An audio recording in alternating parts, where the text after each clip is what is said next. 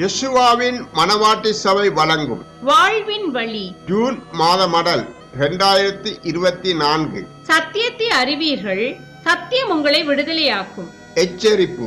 எமது அன்பின் நண்பர்களே, எம் ஆத்துமாவை பாதாளத்தின் வல்லமைக்கு தப்புவித்து புயலைப் போல வருகிற பயங்கரங்களுக்கும் இடர்களுக்கும் தப்பச் செய்து எமக்கு அடைக்கலம் அரணமாயிருக்கிற சர்வவல்ல தேவனை உயர்த்தி மீண்டும் வருவேன் என்று வாக்குறுதி அளித்த எம் மகிமையின் நம்பிக்கையாம் கர்த்தரும் இரட்சகருமான இயேசுவின் நாமத்தில் உங்களை வாழ்த்தி எச்சரிப்பு என்ற இச்செய்தியை உங்களுக்கு அளிக்கிறோம். இயற்கையின் சீற்றத்தை தாங்கிக் கொள்ளும் சக்தி பூமியில் வாழ்பவர்களுக்கு உண்டா? 2004 எச்சரிக்கப்பட்டிருந்தால் பெரிய சுனாமி அலைகளினின்று மனித உயிர்களையாவது காப்பாற்றி இருக்கலாம் அல்லவா? கடும் காற்றின் வேகத்தினால் கடல் அலைகள் வளமைக்கு மாறாக சீற்றம் கொண்டு கொந்தளிக்கும் என்று வானிலை ஆய்வு மையத்திலிருந்து எச்சரிக்கப்பட்டு கடலுக்கு மீன் பிடிக்க செல்லாதீர்கள், கடலில் குளிக்க போகாதீர்கள் என்றெல்லாம் அறிவித்தல்களை கேட்டிருப்போம் அல்லவா?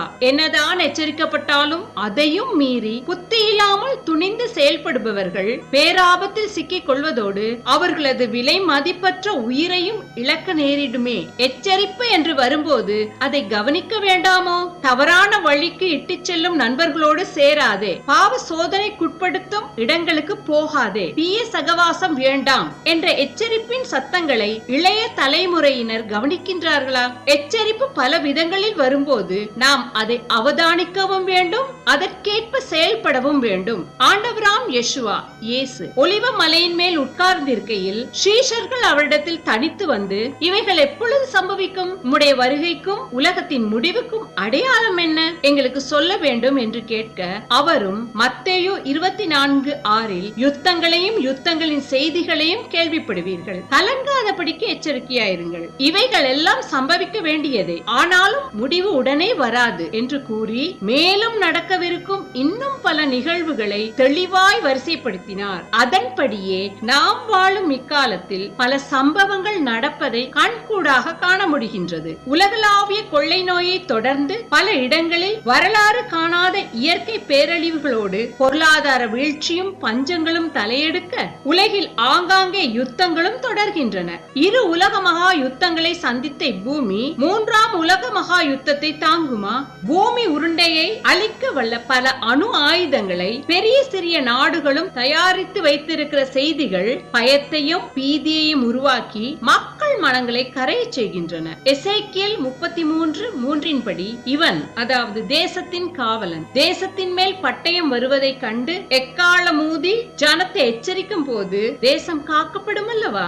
ஆம், முன்னெச்சரிக்கையான நடவடிக்கைகள் அழிவை குறைக்கும். 1 தீமோத்தேயு 2:1-2 வரை. நான் பிரதானமாக சொல்லுகிற புத்தி என்னவெனில், எல்லா மனுஷருக்காகவும் விண்ணப்பங்களையும் ஜெபங்களையும் வேண்டுதல்களையும் ஸ்தோத்திரங்களையும் பண்ண வேண்டும். நாம் எல்லா பக்தியோடும் நல்லொழுக்கத்தோடும் கலகமில்லாமல் அமைதியுள்ள ஜீவனம் பண்ணும்படிக்கு ராஜாக்களுக்காகவும் அதிகாரமுள்ள யாவருக்காகவும் அப்படியே செய்ய வேண்டும். எனவேதான் எல்லாவித கண்ணியின் சிக்குகளுக்கும் அக்கிரமக்காரரின் சுருக்குகளுக்கும் சிக்கிக் கொள்ளாதபடிக்கு தேவ எச்சரிப்பு பெற்ற தேவ பிள்ளைகள் அன்றும் இன்றும் ஜெபித்து வருகின்றனர். பரிசுத்த வேதத்தில் அநேக எச்சரிப்புகள் கொடுக்கப்பட்டிருக்கின்றன. சரீரத்தை கெடுத்து அழிவின் பாதைக்கு போகாமல் காக்கும் எச்சரிப்புகள், ஆத்துமாவை கரைப்படுத்தி தேவனுக்கு விரோதமான செயல்பாடுகளை தடுக்கும் எச்சரிப்புகள் என்று அடுக்கிக் கொண்டே போகலாம். உதாரணமாக உபாகமம் 4:17-19 பூமியுள்ள மிருகங்கள், ஊர்வனவைகள், தண்ணீர் உள்ள மச்சங்களின் உருவங்கள்,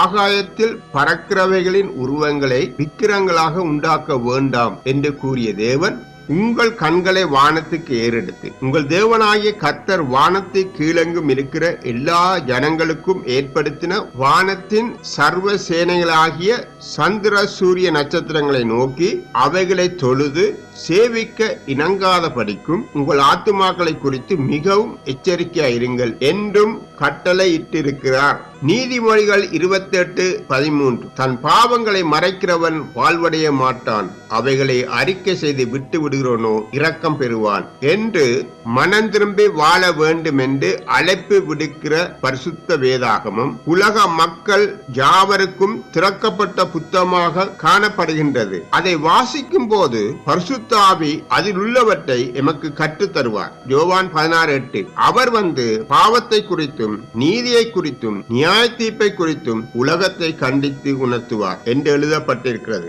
மனுக்குலம் பாவம் சாபம் அக்கிரமத்திலிருந்து விடுதலையாகி நீதியாய் நேர்மையாய் பரிசுத்தமாய் வாழ்ந்து பரலோகம் செல்லவே தேவ எச்சரிப்புகள் கொடுக்கப்பட்டுள்ளன. நாம் செவி கொடுத்து செயல்படாவிட்டால் உலகத்தில் இனி வரவிருக்கும் வஞ்சகத்தில் மகா கொடிய பேராபத்தில் பேரிடர்களில் பேரழிவில் சிக்க நேரிடும். பரிசுத்த வேதத்தில் தேவனுடைய தீர்க்கதரிசி எலிசா இஸ்ரவேலின் ராஜாவிடத்தில் ஆள் அனுப்பி இன்ன இடத்திற்கு போகாதபடிக்கு எச்சரிக்கையாயிரும், எதிரிகள் அங்கே இறங்குவார்கள் என்று எச்சரித்தான். அப்பொழுது இஸ்ரவேலின் ராஜா தேவனுடைய மனுஷன் தன்னை எச்சரித்து தனக்கு குறித்து சொன்ன ஸ்தலத்திற்கு மனுஷரை அனுப்பி பார்த்து எச்சரிக்கையாயிருந்து இப்படி அநேகம் தரம் தன்னை காத்து கொண்டான் என்று 2 ராஜாக்கள் 6:10 வாசிக்கலாம். பொல்லாத மனுஷர் கையில் சிக்க நேரிடும் போது கர்த்தர் அவர்களுக்கு உதவி செய்து அவர்களை விடுவிப்பார். அவர்கள் அவரை நம்பியிருக்கிறபடியால் அவர்களை துன்மார்க்கருடைய கைக்கு தப்புவித்து ரட்சிப்பார் என்று சங்கீதம் 37:40 வாசிக்கலாம். ஆம், கர்த்தரும் இரட்சகருமான யேசுவா இயேசு உலக மக்களின் பாவங்களுக்காக அக்கிரமங்களுக்காக மீறுதல்களுக்காக சிலுவை மரணத்தை ஏற்றுக்கொண்டு மரித்து 3ஆம் நாள் உயிர் தெழுந்தார். உலகில் கடைசி காலங்களில் நடக்க போகின்ற சம்பவங்களை முன்னறிவிப்பாக கூறி எச்சரித்து தனது வருகைக்கு ஆயத்தப்படும்படியாக கட்டளையிட்டு இருக்கிறார். எனவே சங்கீதம் 7:2 சத்துரு சிங்கம் போல் என் ஆத்துமாவை பிடித்து கொண்டு போய் விடுவிக்கிறவன் இல்லாமல் அதை பீறாதபடிக்கு என்னை தப்புவியும் என்று நாமும் அவரிடம் ஜெபிக்க வேண்டும். எங்களுக்கு அன்பானவர்களே, கர்த்தருடைய வேதம் குறைவற்றதும் ஆத்துமாவை உயிர்ப்பிக்கிறதுமாயிருக்கிறது. அவைகளால் நாம் எச்சரிக்கப்படுகிறோம். அவைகளை கை கொள்றதுனால் மிகுந்த பலன் உண்டு. ஒருவன் பாவம் செய்வானானால் நீதிபரராயிருக்கிற இயேசு கிறிஸ்து நமக்காக பிதாவினிடத்தில் பரிந்து பேசுகிறவராயிருக்கிறார். நம்முடைய பாவங்களை நிவர்த்தி செய்கிற கிருபாதார பலி அவரே. நம்முடைய பாவங்களை மாத்திரமல்ல, சர்வலோகத்தின் பாவங்களை நிவர்த்தி செய்கிற பலியாயிருக்கிறார். 1 யோவான் 2:1-2 வரை. பாவத்தை அறிக்கையிடுவோம், மனம் திரும்பி வாழ்வோம். இயேசு கிறிஸ்து எப்போது நம்மை நேசிக்கிறவர். இரக்கத்தின் அதாவது கிருபையின் காலம் நிறைவடையும் போது அவரது வருகையும் இருக்கும். எங்கும் சீரற்ற குழப்பமான உலகமாக காணப்படும் இக்காலம் அவரது வருகைக்கு ஓர் அடையாளம். எச்சரிப்பை அவதானிப்போம், பரிசுத்த வேதத்தை வாசித்து செயல்படுவோம். மீண்டும் மறுமடலில் சந்திக்கும் வரை தேவ இரக்கம் கிருபை உங்கள் மேல் வருவதாக என்று ஜெபிக்கிறோம். இப்படிக்கு அன்புடன் யேசுவாவின் மனவாட்டி சபை.